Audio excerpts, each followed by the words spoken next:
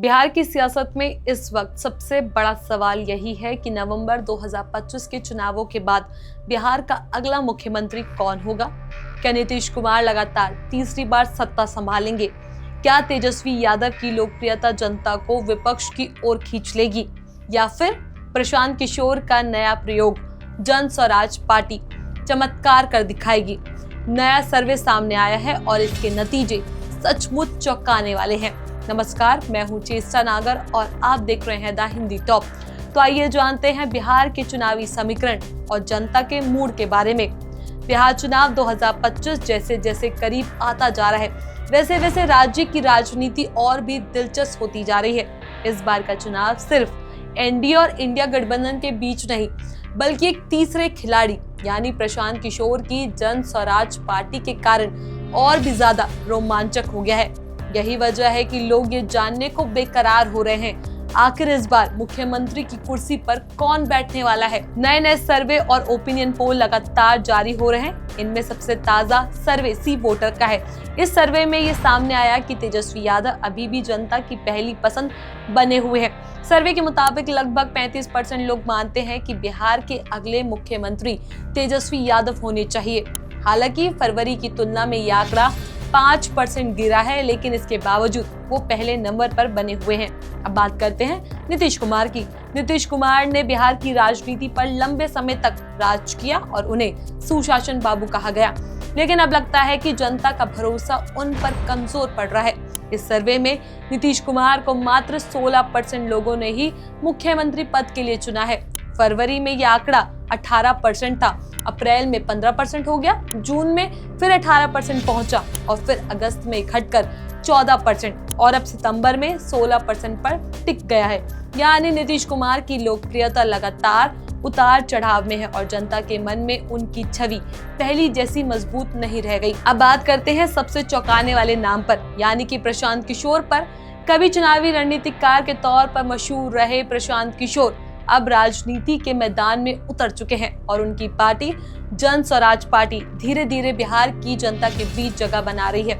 सर्वे के मुताबिक 23% लोग मानते हैं कि बिहार के अगले मुख्यमंत्री प्रशांत किशोर होने चाहिए।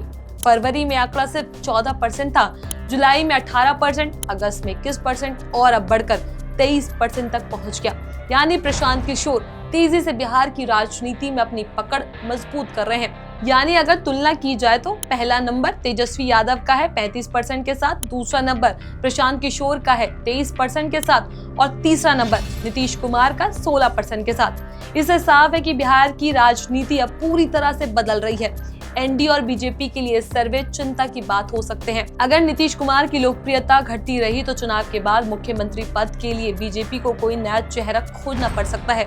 वहीं इंडिया गठबंधन के लिए राहत की बात है कि तेजस्वी यादव अभी भी जनता की पसंद बने हुए हैं, लेकिन विपक्ष के लिए सबसे बड़ी चुनौती होगी कि क्या वो अपने वोटों को एकजुट रख पाएंगे या नहीं। वहीं प्रशांत किशोर के बढ़ते ग्राफ से ये साफ है कि जनता विकल्प तलाश रही है। बहुत सारे लोग ये मानते हैं कि नीतीश कुमार और लालू यादव की राजनीति से हटकर अब बिहार को नई सोच, नई दिशा की जरूरत है। यही वजह है कि धीरे धीरे प्रशांत किशोर के लिए समर्थन बढ़ रहा है। अगर चुनावी समीकरणों की बात करें तो बिहार में कुल 243 विधानसभा सीटें हैं। बहुमत के लिए किसी भी पार्टी या गठबंधन को 122 सीटें जीतनी जरूरी है। 2022 के चुनाव में एनडीए को जीत मिली थी, लेकिन जेडीयू और बीजेपी के रिश्ते बार बार बदलते रहे। अब नीतीश कुमार एनडीए में वापस आ चुके हैं, लेकिन सवाल है कि क्या जनता उन पर भरोसा करेगी। इंडिया गठबंधन भी इस बार पूरी ताकत से मैदान में उतरेगी। लालू यादव की पार्टी, आरजेडी, कांग्रेस और अन्य दल मिलकर चुनाव लड़ेंगे। तेजस्वी यादव का करिश्मा युवाओं में आज भी कायम है और ये बेरोजगारी, शिक्षा और विकास जैसे मुद्दों पर जोर दे रहे हैं। लेकिन सबसे बड़ी चुनौती ये होगी कि तीन तरफा मुकाबले में किसका वोट बैंक किसकी ओर झुकेगा। और अगर प्रशांत किशोर की पार्टी को ज्यादा वोट मिलते हैं तो इससे एनडीए और इंडिया गठबंधन को नुकसान हो सकता है।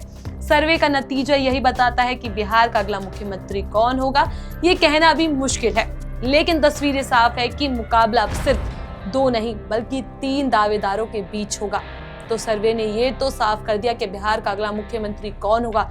ये सवाल अब और भी दिलचस्प हो गया है। नीतीश कुमार, तेजस्वी यादव और प्रशांत किशोर तीनों ही अपने अपने तरीके से जनता को लुभाने की कोशिश कर रहे हैं, लेकिन जनता का फैसला नवंबर में होगा, जब वोटिंग मशीन से नतीजे बाहर आएंगे। तब तक आप हमारे साथ बने रहिए। आपके हिसाब से बिहार का अगला मुख्यमंत्री कौन होना चाहिए? तेजस्वी, नीतीश या फिर प्रशांत किशोर? अपनी राय हमें कमेंट सेक्शन में जरूर बताएं।